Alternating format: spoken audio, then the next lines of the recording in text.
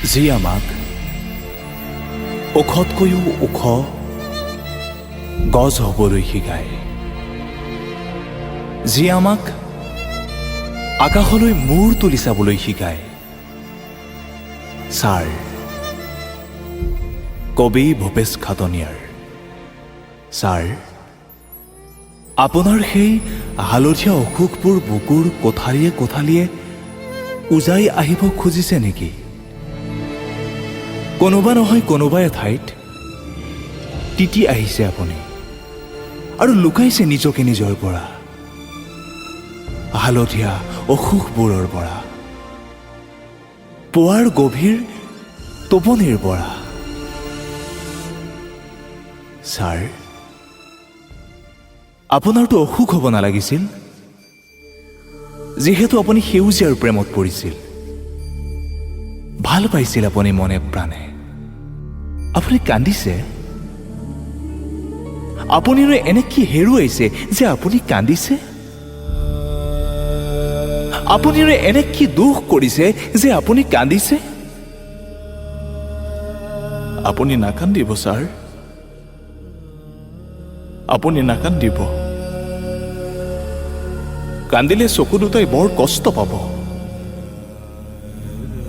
বাইদেউৰ সেউতাত আপুনি এইটো ৰং বাকি দিয়াৰ কথা আছিল। ছাৰ, আপুনি যে কৈছিল ছাত্ৰ আৰু ৰাজনীতি একেটা মুদ্ৰাৰ ইপিঠি সিপিঠি, দৰ্শন আৰু তৰ্ক বিজ্ঞান, আপুনিনো আমাৰ পৰা হেৰাই যাব বিচাৰিছে কিয়?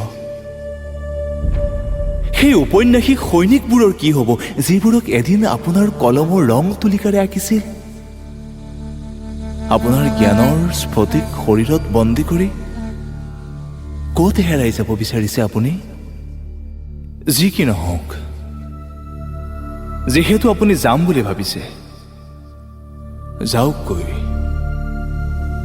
সময়ৰ পক্ষীৰাজ ঘোঁৰাত উঠি বাধাটিতো ৰাখিব নোৱাৰে আপোনাক সময়ে।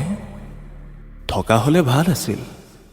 সমাহাৰ জ্ঞানৰ দুৱাৰ খুলি বন্ধ কোঠালিৰ পৰা আঁতৰি কজলা ৰাতিটোৰ জখলা বগাই বগাই আমিওতো যাব পাৰিলোহেঁতেন। ছাৰ, মৃত্যুবোৰ আপোনাৰ বুকুলৈ খুব সঘনাই নামি আহে পৃথিৱীৰ বুকুত বাদলে গৰ্জি উঠাৰ দৰে। মৃত্যু হোৱাৰ কথাটো নাছিল আপোনাৰ, আৰু আপুনিনো মৰিব কিয় ছাৰ? বিষ্ণু জ্যোতিৰ সাধু শুনাই শুনাই অভিমানৰ চকু মোহাৰি সোণৰ অসম গঢ় দিয়াৰ পৰিকল্পনা কৰিছিল। নাকান্দিব ছাৰ, নাকান্দিব। যি হাতেৰে আপুনি কলম তুলি দিছিল, সেই হাতেৰে কৰা নাই ধৰ্ষণ অথবা অপৰাধ। ছাৰ, আপুনি যে কিতাপ পঢ়াৰ আন্দোলন কৰিছিল, শংকৰ মাধৱ, আজান ফকীৰ, মূলা গাভৰু, বীৰ লাচিত, ৰবীন্দ্ৰ ঠাকুৰ, কালিদাস, সকলো সযতনে আছে আপোনাৰ পুথিভঁৰালটোত। আপুনি চিন্তা নকৰিব ছাৰ, সকলো সযতনে আছে। দেও ছাৰ, আপোনাৰ জ্ঞানৰ খিৰিকী খুলি সোমাই যাওঁ, নিঃশেষ হৈ যাওঁ। আপোনাৰ চাৰ্টৰ ক'লা বুটাম খুলি সোমাই যাওঁ আপোনাৰ জ্ঞানৰ গৰ্ভৱতী শৰীৰত, সোমাই যাওঁ আপোনাৰ জ্ঞানৰ গৰ্ভৱতী শৰীৰত, সোমাই যাওঁ।